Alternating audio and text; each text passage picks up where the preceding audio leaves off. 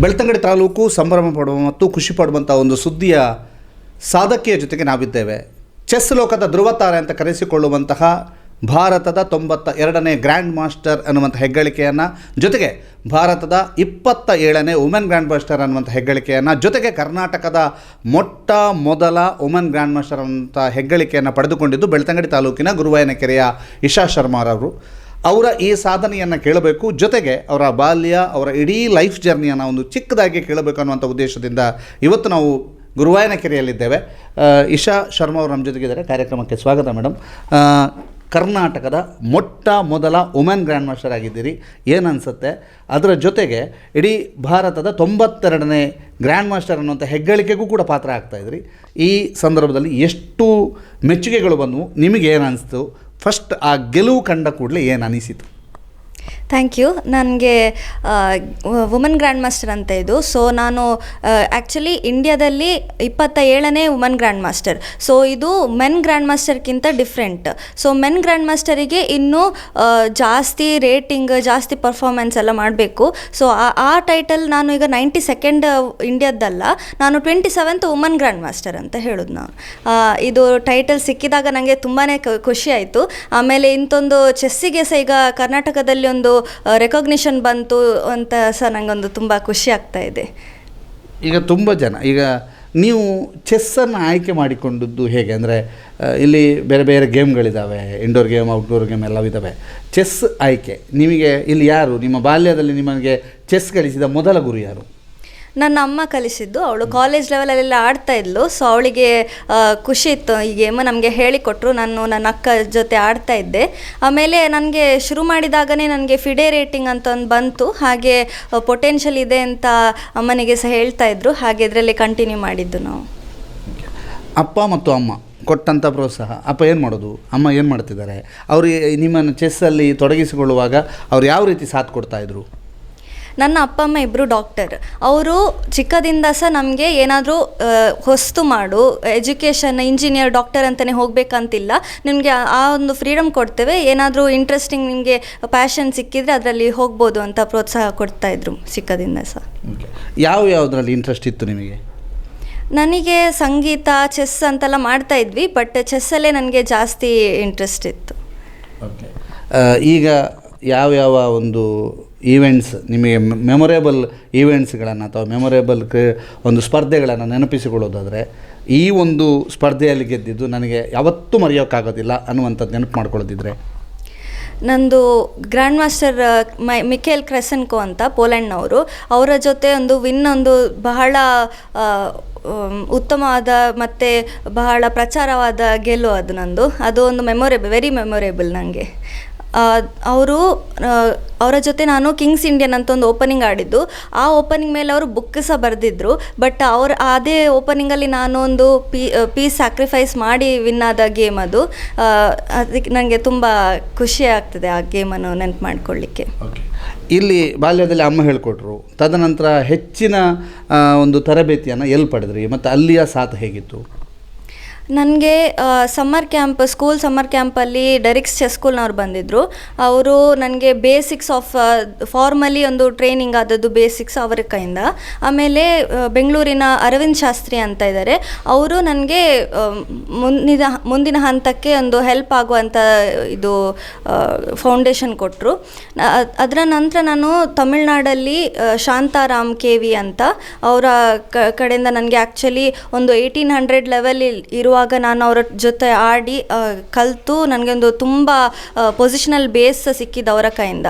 ಆಮೇಲೆ ವಿಶ್ವೇಶ್ವರನ್ ಸರ್ ಅಂತ ಚೆನ್ನೈ ಅವರು ನನಗೆ ತುಂಬ ಡಿಸಿಪ್ಲಿನ್ ಆ್ಯಂಡ್ ವರ್ಕಿಂಗ್, ಹೇಗೆ ಒಂದು ಪ್ರೊಫೆಷ್ನಲ್ ಆಗಿ ವರ್ಕ್ ಮಾಡೋದು ಅಂತೆಲ್ಲ ಅವರ ಕೈಯಿಂದ ಕಲಿತೆ.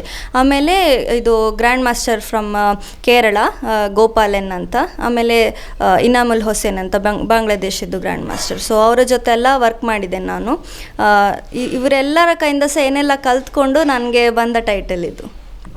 ಚೆಸ್ ಆಡಬೇಕು ಅಂತಂದರೆ ನಾವು ಹೇಗಿರಬೇಕು?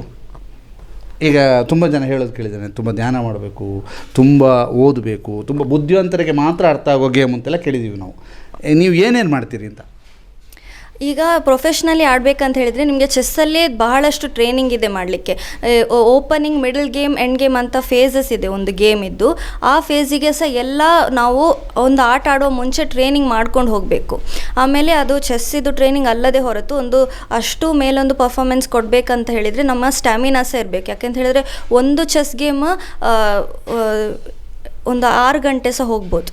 ಸೊ ಎವರೇಜ್ಲಿ ಒಂದು 5-6 ಗಂಟೆ ಹೋಗ್ತದೆ.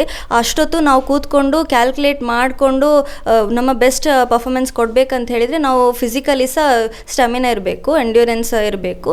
ಹಾಗಾಗಿ ಏನಾದರೂ ಸ್ಪೋರ್ಟ್ಸ್ ಆಡೋದು, ಬ್ಯಾಡ್ಮಿಂಟನ್ ಆಡೋದು ಅಥವಾ ಯೋಗ ಸಹ ಮಾಡೋದು ತುಂಬ ಹೆಲ್ಪ್ ಆಗ್ತದೆ. ನೀವು ಏನು ಮಾಡ್ತೀರಿ? ನಾನು ಯೋಗ ಜಾಸ್ತಿ ಮಾಡ್ತಾಯಿದ್ದೆ.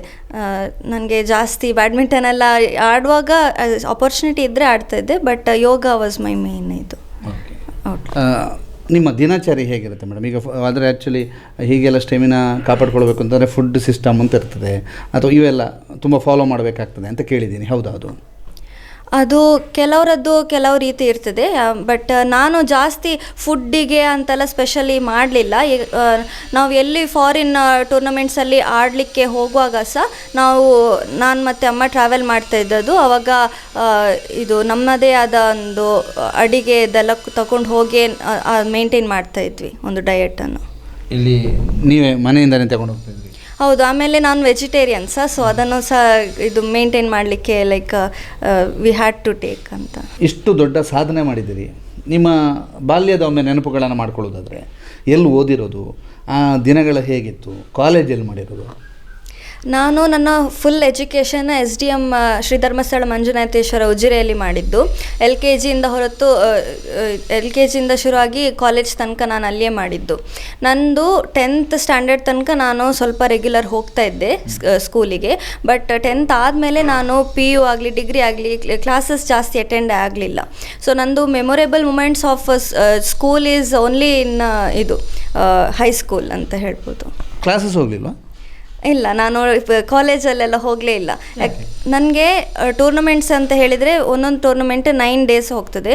ನನಗೆ ಏನಾದರೂ ಅಚೀವ್ಮೆಂಟ್ ಮಾಡಬೇಕಂತ ಹೇಳಿದರೆ ಇದು ಟ್ರೈನಿಂಗ್ ಕ್ಯಾಂಪ್ಸ್ ಹೋಗೋದು, ಟ್ರಾವೆಲ್ ಮಾಡೋದು ಟೂರ್ನಮೆಂಟ್ಸಿಗೆ ಅಂತೆಲ್ಲ ನನಗೆ ಇದು ಹೋಗ್ತದೆ ದಿನಗಳು. ಸೊ ಅಂಥರದಲ್ಲಿ ನನಗೆ ಸ್ಕೂಲಿಗೆ ಸಹ ಹೋಗಲಿಕ್ಕೆ ನಾನು ಮನೆಯಲ್ಲೇ ಇರ್ತಿರ್ಲಿಲ್ಲ. ಅಂಥರದಲ್ಲಿ ನನಗೆ ಕಾಲೇಜ್ ಸಹ ನನಗೆ ತುಂಬ ಸಪೋರ್ಟ್ ಮಾಡ್ತಾಯಿದ್ರು, ಅಟೆಂಡೆನ್ಸ್ ಕೊಡ್ತಾಯಿದ್ರು, ಸಪೋರ್ಟ್ ಮಾಡ್ತಾಯಿದ್ರು ನನ್ನ ಜರ್ನಿಗೆ. ಒಂದು ಮೆಗಾ ಜರ್ನಿ ಈಗ ಇಲ್ಲಿಯ ತನಕದ್ದು ಮೆಮೊರೇಬಲ್ ಜರ್ನಿ ಕೂಡ. ಎಷ್ಟು ದೇಶ ಸುತ್ತಿದ್ದೀರಿ? ನಾನು ಇಲ್ಲಿವರೆಗೆ 40 ಕಂಟ್ರೀಸ್ ಹೋಗಿದ್ದೇನೆ. 40? ಹೌದು. ತುಂಬ ಇಷ್ಟವಾದ ಕಂಟ್ರಿ? ಒಂದು ಲೈಫ್ ಜೀವನ ಮಾಡಲಿಕ್ಕೆ ಅಂತ ಹೇಳಿದರೆ ನನಗೆ ಇಂಡಿಯಾವೇ ಬೆಸ್ಟ್. ಟೂರ್ನಮೆಂಟ್ ಆಡಲಿಕ್ಕೆ ನನಗೆ ಸ್ಪೇನ್ ಎಲ್ಲ ತುಂಬ ಖುಷಿ ಆಗುವಂಥ ಕಂಟ್ರಿ. ಒಂದೆರಡು ಮೆಮೊರೇಬಲ್ ಮೂಮೆಂಟ್ಗಳನ್ನು ನಮ್ಮ ಜೊತೆಗೆ ಹಂಚ್ಕೊಳ್ಬೋದಾ ಫಾರಿನಲ್ಲಾದಂಥದ್ದು? ಈಗ ನಾವು ಎಲ್ಲಿ ಟ್ರಾವೆಲ್ ಮಾಡಿದ್ರೂ ನಮ್ಮಷ್ಟಕ್ಕೆ ನಾವು ಹೋಗುವಾಗ, ಈಗ ಏಜೆಂಟ್ ಜೊತೆ ವೆಕೇಷನ್ ಹೋಗೋದು ಬೇರೆ, ನಾವು ಆ್ಯಸ್ ಎ ಟೂರ್ನಮೆಂಟ್ ಪ್ಲೇಯರ್ ಹೋಗೋದು ಬೇರೆ. ಆಮೇಲೆ ಇದು ನಾವು ಫೆಡ್ರೇಷನ್ ಥ್ರೂ ಅಲ್ಲ, ತುಂಬ ಓಪನ್ ಟೂರ್ನಮೆಂಟ್ಸ್ ಆಡಿದ ಕಾರಣ ನಾವು ನಮ್ಮಷ್ಟಕ್ಕೆ ಟ್ರಾವೆಲ್ ಸಹ ಮಾಡಬೇಕಾಗ್ತದೆ. ಅಂಥರದಲ್ಲಿ ನಮಗೆ ತುಂಬಾ ಇದು ಎಕ್ಸ್ಪೀರಿಯನ್ಸಸ್ ಆಗ್ತದೆ. ಈ ಕೆಲವೊಂದು ಒಳ್ಳೆ ಎಕ್ಸ್ಪೀರಿಯನ್ಸಸ್ ಇರ್ತದೆ, ತುಂಬ ಸ್ಕೇರಿ ಎಕ್ಸ್ಪೀರಿಯನ್ಸಸ್ ಇರ್ತದೆ. ನಾನು ಅಮ್ಮನ ಜೊತೆನೇ ಟ್ರಾವೆಲ್ ಮಾಡೋದು. ಸೊ 2-3 ಸಲ ನಮಗೆ ನಾನು ಮತ್ತು ಅಮ್ಮ ಮಿಸ್ ಆಗೋದು, ಆಮೇಲೆ ವಾಪಸ್ ಕನೆಕ್ಟ್ ಆಗಲಿಕ್ಕೆ ನಮಗೆ ಫೋನ್ ಆಪ್ಷನ್ಸ್ ಇರೋದಿಲ್ಲ. ಸೊ ಅಂಥರದಲ್ಲಿ ಸ್ವಲ್ಪ ಸ್ಕೇರಿ ಸಿಚುವೇಶನ್ಸ್ ಆಗಿರ್ತದೆ ನಮ್ಮದು. ಇತ್ತೀಚೆಗೆ ನಾವು ನಾವು ಸ್ವಿಟ್ಜರ್ಲ್ಯಾಂಡ್ ಹೋಗಿದ್ವಿ. ಅಲ್ಲಿ ಒಂದು ಟ್ರೈನ್ ಸ್ಟೇಷನ್ ತುಂಬಾ ದೊಡ್ಡದಿತ್ತು. ಅದು ನಮ್ಗೆ ಗೊತ್ತಾಗಲಿಲ್ಲ ಅಷ್ಟು ಸಹ ದೊಡ್ಡದಿದೆ ಅಂತ. ನಮಗೆ ಲಗೇಜ್ ಇಟ್ಟು ಹೋಗಬೇಕಿತ್ತು. ಸೊ ಅಲ್ಲಿದ್ದು ಬ್ಯಾಗೇಜ್ ಲಾಕರ್ ಇಲ್ಲಿ ಅಂತ ನಾನು ಹುಡ್ಕೊಂಡು ಬರ್ತೀನಿ ಅಂತ ನಾನು ಹೊರಟೆ. ನನಗೆ ವಾಪಸ್ ಅಮ್ಮ ಎಲ್ಲಿದ್ದಾಳೆ ಅಂತ ಹುಡ್ಕೊಂಡು ಬರಲಿಕ್ಕಾಗಲಿಲ್ಲ. ಯಾಕೆಂದರೆ ನಾನು ಎಲ್ಲಿ ಹೋದೆ ಅಂತ ಅಷ್ಟು ಒಂದು ಮೇಸ್ ಥರ ಇತ್ತು. ಸೊ ಒಂದು ಗಂಟೆ ನಾವು ಇಬ್ಬರನ್ನು ಹುಡುಕ್ತಾ ಇದ್ವಿ ಟ್ರೈನ್ ಸ್ಟೇಷನಲ್ಲಿ. ಭಯ ಇತ್ತು. ಯಾಕೆಂತ ಹೇಳಿದ್ರೆ ಏನು ಮಾಡೋದು ಅವಾಗ, ಏನು ಕಾಲ್ ಮಾಡಲಿಕ್ಕೆ ಆಗ್ತಾಯಿಲ್ಲ ಅಂಥರ ಸಿಚುವೇಷನಲ್ಲಿ. ಮದುವೆ ಆಗ್ತೀರಿ ಇದರ ನಡುವಲ್ಲಿ, ಅವರ ಸಾಥ್? ಹೌದು, ನನ್ನ ಗಂಡ ಸಹ international master in chess. So Sharan Rao ಅಂತ ಅವರು ಇಂಜಿನಿಯರಿಂಗ್ ಮಾಡಿದ್ದಾರೆ NITK ಅಲ್ಲಿ. ಆಮೇಲೆ ಚೆಸ್ಸಲ್ಲಿ ಇಂಟರ್ನ್ಯಾಷನಲ್ ಮಾಸ್ಟರ್ಸ್ ಆಗಿದ್ದಾರೆ. ಅವರು ರಾವ್ಸ್ ಚೆಸ್ ಕಾರ್ನರ್ ಅಂತ ಮಂಗಳೂರಲ್ಲಿ ಅಕಾಡೆಮಿ ಸಹ ರನ್ ಮಾಡ್ತಾ ಇದ್ದಾರೆ. ನಾನು ಸಹ ಅವ್ರ ಜೊತೆ ರನ್ ಮಾಡ್ತಾ ಇದ್ದೇನೆ. ನಮ್ಮದು 2 ಬ್ರಾಂಚಸ್ ಇದೆ, BJ ಮತ್ತು ಲೇಡಿ ಹಿಲ್ಲಲ್ಲಿ. ಸೊ ಅವರು ನನ್ನ ಚೆಸ್ಸಿಗೆ ನನಗೆ ಮದುವೆ ಮುಂಚೆ ಸಹ ನಮಗೆ ಸಪೋರ್ಟ್ ಇದ್ದರು. ಬಟ್ ಜಾಸ್ತಿ ನಮ್ಮದು ಡಿಸ್ಕಷನ್ ಆಗ್ತಾ ಇರಲಿಲ್ಲ. ಆಫ್ಟರ್ ಮ್ಯಾರೇಜ್ ನನಗೆ ನಾವು ಒಟ್ಟಿಗೆ ಟೂರ್ನಮೆಂಟ್ಸ್ ಹೋಗಲಿಕ್ಕೆ ಶುರು ಮಾಡಿದ್ವಿ. ಸೊ ಆವಾಗ ನಮಗೆ ಇದು ಪ್ರಿಪ್ರೇಷನಿಗೆ, ಗೇಮ್ಸ್ ಆಡೋದು ಒಟ್ಟಿಗೆ, ತುಂಬ ಡಿಸ್ಕಷನ್ಸ್ ಮಾಡೋದು ಅದೆಲ್ಲ ತುಂಬ ಹೆಲ್ಪ್ ಆಗ್ತದೆ. ನಮ್ಮದು ಪ್ರೊಫೆಷನ್ ಒಂದೇ ಇದ್ದ ಕಾರಣ. ಶರಣ್ ಅವ್ರನ್ನ ಸೋಲಿಸಿದ್ದೀರಾ? ನಾವು ತುಂಬ ಫಾಸ್ಟ್ ಪೇಸ್ ಗೇಮ್ಸೇ ಆಡೋದು ಜಾಸ್ತಿ. ಸೊ ಅದರಲ್ಲಿ ಅವರು ಚೆನ್ನಾಗಿದ್ದಾರೆ. ಒಂದು 10 ಗೇಮ್ ಆಡಿದರೆ ಅವರು 7 ಗೇಮ್ ಆದರೂ ವಿನ್ ಆಗ್ತಾರೆ. 3 ವಿನ್ ಆಗಿದ್ದೀರಿ? ಹೌದು, ವಿನ್ ಆಗಿದ್ದಾರೆ. ಅದನ್ನು ತುಂಬ ಮೆಮೊರೇಬಲ್ ಆಗಿ ಸೆಲೆಬ್ರೇಟ್ ಮಾಡಿಲ್ವಾ? ಮಾಡಿದ್ದೀನಿ. ಯಾಕೆಂದರೆ ಗಂಡಂದ್ರು ಹೈಯೆಸ್ಟ್ ಹೆಂಡತಿ ಆದರೂ ಒಮ್ಮೆ ಆದರೂ ಸೋಲ್ಬೇಕಲ್ಲ, ಅದಕ್ಕೆ ಕೇಳಿ. ಇಲ್ಲ ಆಗ್ತದೆ ಹಾಗೆ. ಇಲ್ಲಿಯ ತನಕ ಗೆದ್ದಂತಹ ಒಂದು ಬೆಸ್ಟ್ ಟೂರ್ನಮೆಂಟ್ಸ್, ಇದು ನನಗೆ ಪ್ರೌಡ್ ಮೂಮೆಂಟ್ ಅಂತ ಹೇಳುವಂಥ ಒಂದು ಕೆಲವುದನ್ನು ಹೆಸರಿಸುವುದಾದರೆ ಯಾವುದನ್ನು ಹೇಳ್ತೀರಿ? ನನಗೆ 2014 ಅಂಡರ್ 14 ನ್ಯಾಷನಲ್ ಸ್ಕೂಲ್ಸಲ್ಲಿ ಗೋಲ್ಡ್ ಬಂದಿತ್ತು. ಅದೊಂದು ವೆರಿ ಮೆಮೊರೇಬಲ್ ಇವೆಂಟ್. ಯಾಕೆಂತ ಹೇಳಿದ್ರೆ ಫಸ್ಟ್ ಟೈಮ್ ನಾನು ಒಂದು ಟೂರ್ನಮೆಂಟ್ ವಿನ್ ಆದದ್ದು. ಆಮೇಲೆ ಆ ಟೂರ್ನಮೆಂಟಿಂದಾಗಿ ನನಗೆ ಏಷ್ಯನ್ ಮತ್ತು ವರ್ಲ್ಡಿಗೆ ಸೆಲೆಕ್ಷನ್ಸ್ ಆಗಿತ್ತು. ಆಮೇಲೆ 2019 ನಾನು ಅಂಡರ್ 19 ಇದು 2017 ಅಂಡರ್ 19 ನ್ಯಾಷನಲ್ ಚಾಂಪಿಯನಲ್ಲಿ 3rd ಬಂದಿದ್ದೆ. ಅದು ಆ್ಯಕ್ಚುಲಿ ವೆರಿ ಪ್ರೆಸ್ಟೀಜಿಯಸ್ ಇದು ಮೆಡಲ್ ನನಗೆ. ಅದರಿಂದಾಗಿ ನನಗೆ ಪುನಃ ಏಷ್ಯನ್ ವರ್ಲ್ಡ್ ಇದು ಟೂರ್ನಮೆಂಟ್ಸ್ ಆಡಲಿಕ್ಕೆ ಸಿಕ್ಕಿತ್ತು. ಆಮೇಲೆ ನನಗೆ ಆ ವರ್ಲ್ಡ್ ಟೂರ್ನಮೆಂಟಲ್ಲಿ ನನಗೆ ನಾರ್ಮ್ಸ್ ಆಗಿತ್ತು WIM ಇದ್ದು. ಸೊ ಮತ್ತು ನಾನು ಯಾವತ್ತು ಟೂರ್ನಮೆಂಟಲ್ಲೆಲ್ಲ ನಾರ್ಮ್ಸ್ ಮಾಡಿದ್ದೇನೆ ಅದೆಲ್ಲ ತುಂಬ ಮೆಮೊರೇಬಲ್ಸೇ ನನಗೆ. ಅಂಡರ್ 17 ನಾನು ಏಷ್ಯನ್ ರ್ಯಾಪಿಡ್ ಗೋಲ್ಡ್ ಸಹ ತೆಗೆದಿದ್ದೆ. ದೀಸ್ ಆರ್ ವೆರಿ ಮೆಮೊರೇಬಲ್ ನನಗೆ. ಮೇಡಮ್, ಈಗ ನೀವು ಗೆಲ್ದಂಥ ಸಂದರ್ಭದಲ್ಲಿ ಅದು ಇತ್ತೀಚಿನ ಗೆಲುವು ಅಂತ ತಗೊಳ್ಳುವ, ನೀವು ವುಮೆನ್ ಗ್ರ್ಯಾಂಡ್ ಮಾಸ್ಟರ್ ಆದಂತಹ ಗೋಲ್ಡನ್ ಮೂಮೆಂಟ್ಗಳನ್ನು ತೆಗೆದರು. ಯಾವ ರೀತಿ ನಿಮಗೆ ಸಪೋರ್ಟರ್ಸ್, ಈಗ ನಿಮ್ಮ ಮನೆಯವರು ಇರ್ಬೋದು, ಫ್ರೆಂಡ್ಸ್ ಇರ್ಬೋದು, ನಿಮ್ಮ ಗಂಡನ ಮನೆಯವರು ಅಥವಾ ನಿಮ್ಮ ಆಪ್ತರು ಹೇಗೆ ಸೆಲೆಬ್ರೇಟ್ ಮಾಡಿದರು, ಆ ಕ್ಷಣಗಳು ಹೇಗಿತ್ತು ಅಂತ? ತುಂಬ ಖುಷಿಯಾಗಿತ್ತು ಎಲ್ಲರಿಗೂ ಸಹ.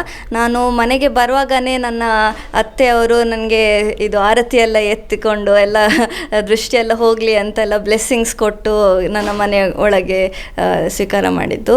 ಆಮೇಲೆ ನನಗೆ ಏರ್ಪೋರ್ಟಲ್ಲಿ ನಾನು ಬೆಂಗಳೂರಿಗೆ ಲ್ಯಾಂಡ್ ಆದದ್ದು. ಅಲ್ಲಿ ನನಗೆ ನನ್ನ former coach Aravind Shastri sir ಅವರು ಕರ್ನಾಟಕ ಅಸೋಸಿಯೇಷನ್ ಇದು ಫಾರ್ಮರ್ ಸೆಕ್ರೆಟ್ರಿ ಸಹ.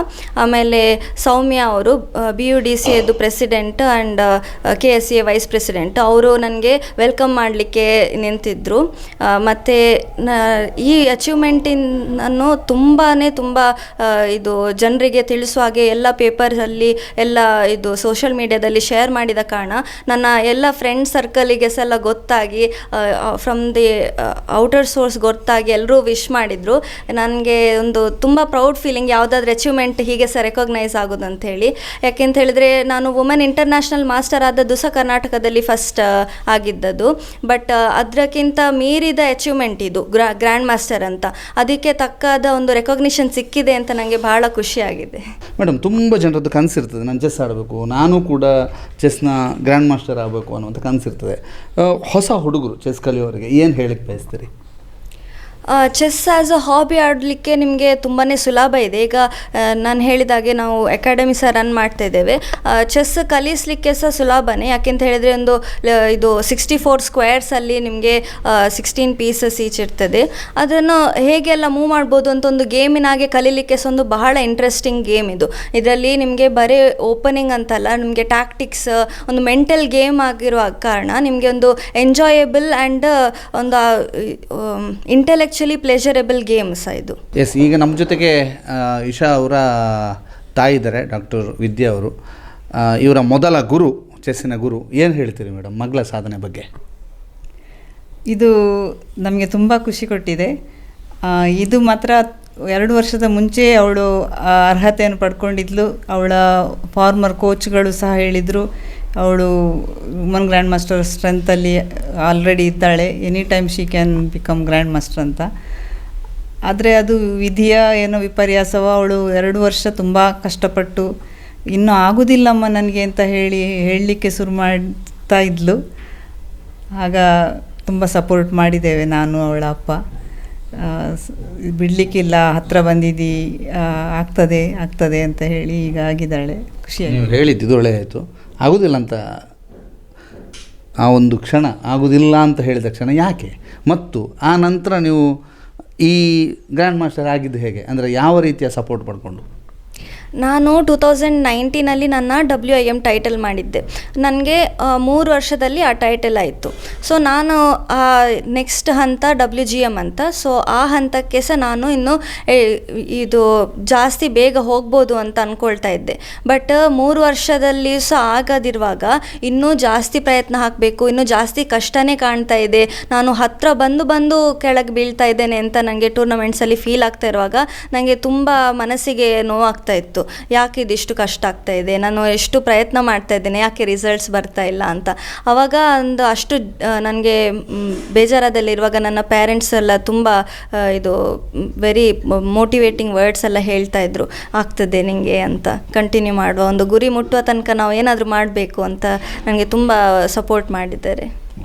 ಮೇಡಮ್, ನೀವು ನಮ್ಮ ಹತ್ರ ಬಂದ ಕೂಡಲೇ ಹೇಳ್ತಾ ಇದ್ವಿ, ಸ್ಕೂಲ್ಗೆ ಹೋಗ್ತಿರ್ಲಿಲ್ಲ, ಕಾಲೇಜಿಗೆ ಹೋಗ್ತಿರ್ಲಿಲ್ಲ, ಕ್ಲಾಸ್ಗೆ ಹೋಗ್ತಿರ್ಲಿಲ್ಲ, ಅಟೆಂಡೆನ್ಸ್ ಕರೆಯುವಾಗ ಲೆಕ್ಚರ್ಸ್ ಭಾರಿ ಶಾಕ್ ಆಗ್ತಿದ್ರು, ಇವತ್ತು ಬಂದಿದ್ದೀರಾ ಅಂತ.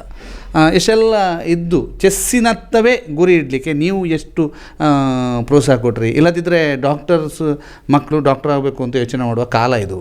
ನೀವು ಮಗಳಿಗೆ ಫುಲ್ಲು ಸ್ವಾತಂತ್ರ್ಯ ಕೊಟ್ಟು ನೀವು ಬೇಕಾದ್ದನ್ನು ಆಡಿ ಅಂತ, ಅಥವಾ ಬೇಕಾದ್ದನ್ನು ಅಚೀವ್ ಮಾಡುವಂಥ, ಚೆಸ್ಸಿನಲ್ಲಿ ಅಚೀವ್ ಮಾಡಿ ಅಂತ ಹೇಳಿದ್ರಿ. ಅದು ಹೇಗೆ? ತುಂಬ ಕ್ರಿಟಿಸೈಸ್ ಫೇಸ್ ಮಾಡಿದ್ದೇವೆ. ತುಂಬ ಜನ, ನಮ್ಮದು ಆಸ್ಪತ್ರೆ ಇದೆ, ಮಕ್ಕಳನ್ನು ಡಾಕ್ಟರ್ ಕಲಿಯದೆ ಇದು ಎಂತ ಮಾಡ್ತಾ ಇದ್ದೀರಿ, ಏನಾಗ್ತಾ ಇದೆ ಅಂತ ಕೇಳ್ತಾ ಇದ್ರು. ಸ್ವಲ್ಪ ಮನಸ್ಸಿಗೆ ಚುಚ್ಚುತ್ತಾ ಇತ್ತು, ನಾನು ಸರಿ ದಾರಿಯಲ್ಲಿ ಇದ್ದೇನಾ ಇಲ್ವಾ ಅಂತ.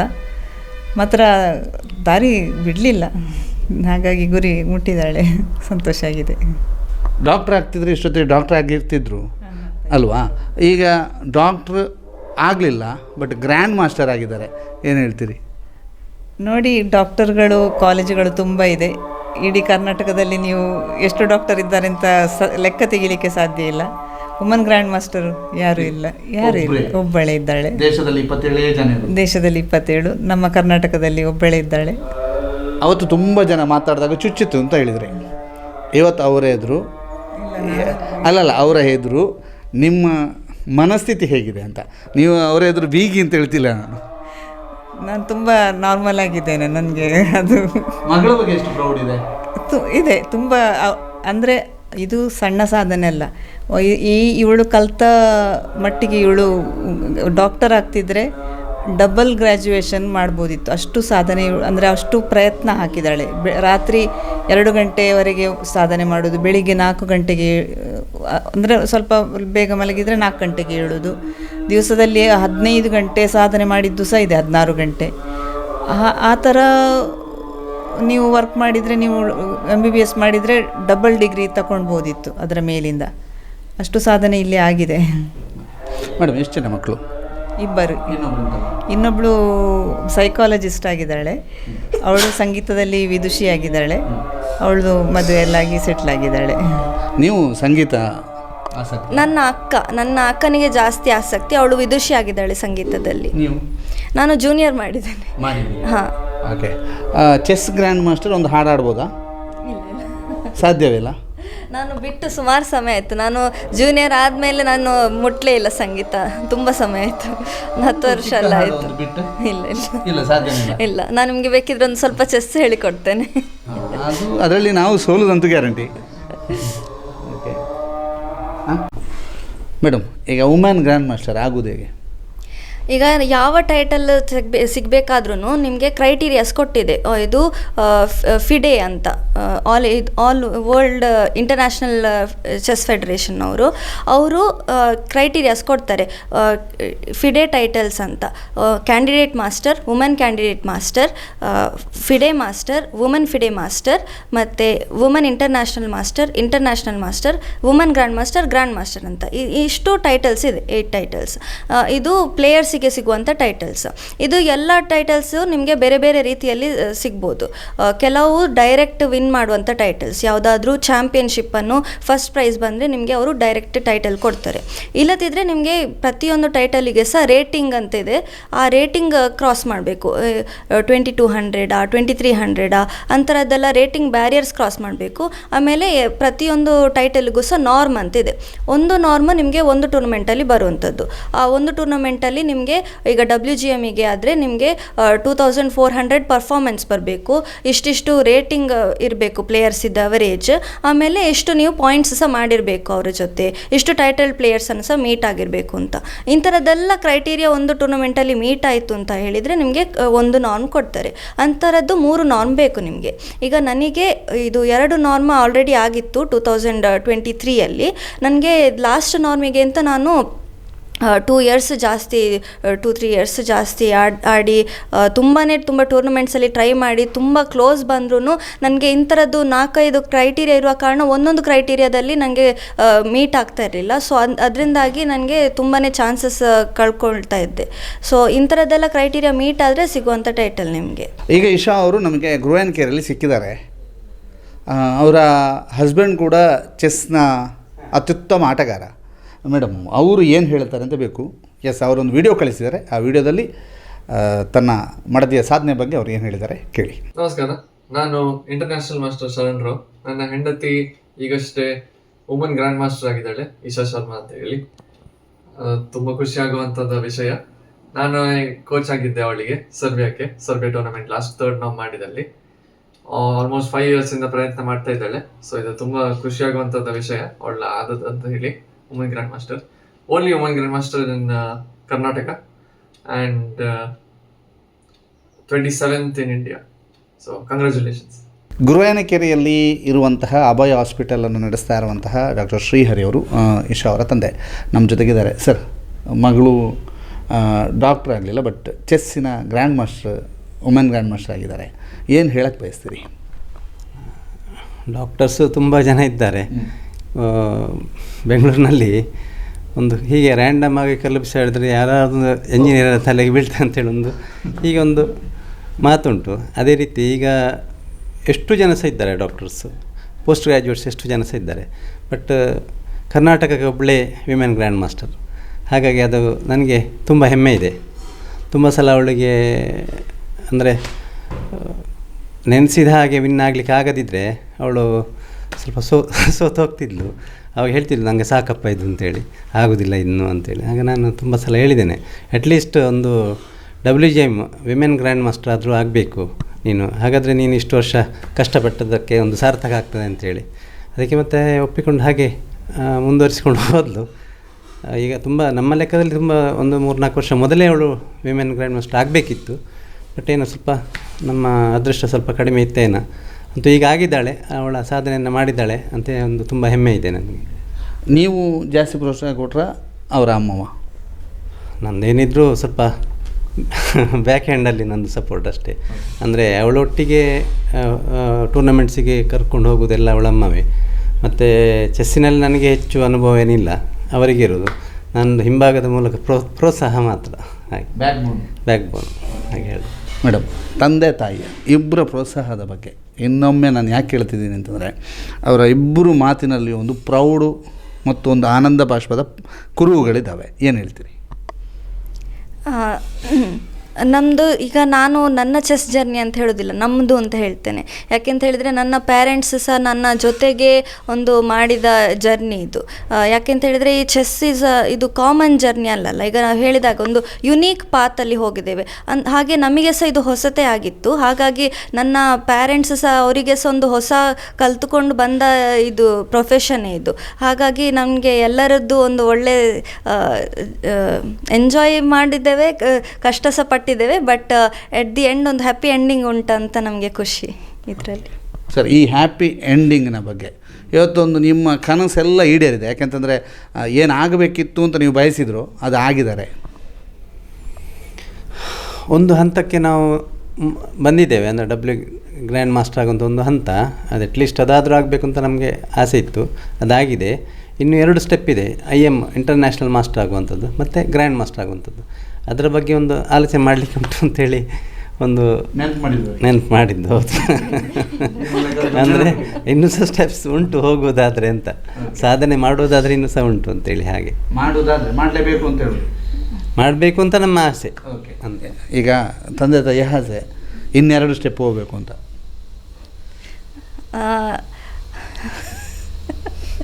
ಅವ್ರ ಹತ್ರನೇ ಹೇಳಿದ್ರು ಪರವಾಗಿಲ್ಲ. ಅದೀಗ ನಾನು ಟೈಟಲ್ ಅಚೀವ್ ಮಾಡಿ ನಮಗೆ ಒಂದು ನನಗೆ ಫೀಲಿಂಗ್ಸ್ ಇದು ಹೇಗೆ ಅಂತ ಸೆಟಲ್ ಆಗಬೇಕಷ್ಟೇ. ಈಗ ನನಗೆ ಎಲ್ಲರಿಂದ ಸಹ ಕಂಗ್ರ್ಯಾಚುಲೇಷನ್ಸ್ ಎಲ್ಲ ಬರ್ತಾ ಉಂಟು ಇನ್ನು ಸಹ. ಹಾಗಾಗಿ ಈ ಒಂದು ಸೆಲೆಬ್ರೇಷನ್ ಕಂಟಿನ್ಯೂ ಆಗ್ತಾ ಮತ್ತು ಇನ್ನು ಮುಂದೆದು ಹೇಗೆ ಅಂತ ನಾವೆಲ್ಲ ನೋಡಬೇಕಷ್ಟೇ. ಇನ್ನು ಪ್ರಯತ್ನ ಅಂತಿದೆ, ಪ್ರಯತ್ನ ಅಂತಿದೆ. ಆಮೇಲೆ ನಂದು ಈಗ ನಾನು ಕೋಚಿಂಗ್ ಸಹ ಮಾಡ್ತಾ ಇದ್ದೇನೆ. ನನಗೆ ಮಕ್ಕಳದ್ದು ಸಹ ಒಂದು ನನಗೆ ಕೆಲವು ಸ್ಟೂಡೆಂಟ್ಸ್ ಇದ್ದು ಸಹ ನನಗೆ ಇಂಪ್ರೂವ್ಮೆಂಟ್ ಕಾಣಬೇಕು, ಅವರಿಗೆ ಸಹ ನಾನು ಕಲಿಸಬೇಕು. ನಾನು ಇಷ್ಟು ತನಕ ಕಲ್ತದ್ದು ನನ್ನಷ್ಟು ನಾನು ತುಂಬ ಪಾಠ ಕಲ್ತಿದ್ದೇನೆ ಚೆಸ್ಸಲ್ಲಿ. ಸೊ ಅವರಿಗೆ ಆ ಪಾಠ ಎಲ್ಲ ನಾನು ಅವರಿಗೆ ಇದು ನನ್ನ ಪಾಠಗಳಿಂದನೇ ನಾನು ಅವರಿಗೆ ಕಲಿಸ್ಬೋದು ಅಂತ ನನಗೆ ಒಂದು ಇದು ಫ್ಯೂಚರಲ್ಲಿ ಅವರಿಗೆ ಸಹ ಒಳ್ಳೇದು ಮಾಡಬೇಕಂತ. ಓಕೆ ಸರ್, ಎಲ್ಲರೂ ಎಜುಕೇಷನ್ನು ಈ 10th ಆದ ನಂತರ ಸೈನ್ಸ್ ಆದ ನಂತರ ಸಿ ಇ ಟಿ ಈ ರೀತಿಯ ಒಂದು ಯೋಚನೆ ಈಗಿನ ಬಹುತೇಕರಲ್ಲಿದೆ. ಈ ಹೊಸ ಫೀಲ್ಡಿಗೆ ಎಂಟ್ರಿ ಆಗೋದಕ್ಕೆ ಯಾವ ರೀತಿಯಾದಂಥ ಒಂದು ಸಾಥ್, ಅಂದರೆ ನಿಮಗೆ ಹೀಗೆ ಒಂದು ಹೋಗ್ಬೋದು ಅಂತ ಅಂದುಕೊಂಡಿದ್ರಾ? ಅಂದರೆ ಈಗ ಪ್ರೊಫೆಷನಲ್ ಆಗಿ ಅವಳು ಚೆಸ್ಸೇ ಅವಳು 9th ಸ್ಟಾರ್ಟ್ ಮಾಡಿದ್ದು. ಆಮೇಲೆ ಕ್ಲಾಸ್ ಕಡಿಮೆ, ಚೆಸ್ ಜಾಸ್ತಿ ಅಂತೇಳಿ ಆಯಿತು.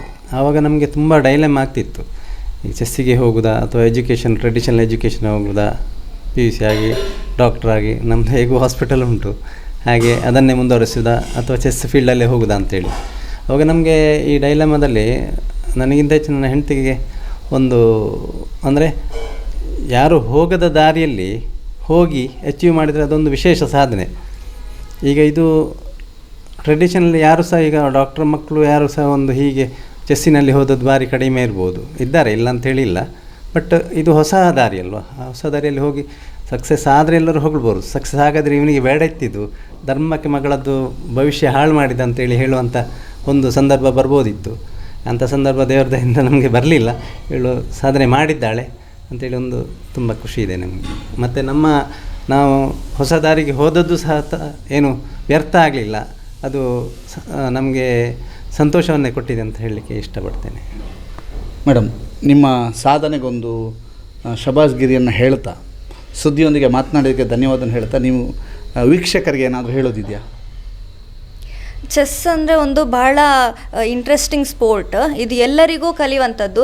ಈಗ ನೀವೊಂದು ಕಾಂಪಿಟೇಷನ್ ಓಪನ್ ಟೂರ್ನಮೆಂಟಿಗೆ ಹೋದರೆ ನಿಮಗೆ ಒಂದು 7 ವರ್ಷದ ಮಗು ಒಂದು 80 ವರ್ಷದ ಅಜ್ಜನೊಟ್ಟಿಗೆ ಸಹ ಆಡುವಂಥದ್ದು ಗೇಮ್ ಇದು. ಇದರಲ್ಲಿ ಯಾರು ಗೆಲ್ಬೋದು ಯಾರು ಸೋಲ್ಬೋದು ಅಂತ ಸಹ ಗೊತ್ತಾಗೋದಿಲ್ಲ. ಅಂಥರದ್ದೊಂದು ಕಾಂಪಿಟ್ ಮಾಡುವಂಥದ್ದು ಸ್ಪೋರ್ಟ್ ಇದು. ಮತ್ತು ಮೆದುಳಿಗೆ ಬಹಳ ಒಂದು ಹೆಲ್ಪ್ ಆಗುವಂಥ ಕ್ರೀಡೆ ಇದು. ಸೊ ಎಲ್ಲರೂ ಒಂದು ಚೆಸ್ ಅಂದರೆ ಏನು ಅಂತ ಕಲ್ತ್ಕೊಳ್ಬೇಕು, ಆಡಬೇಕು.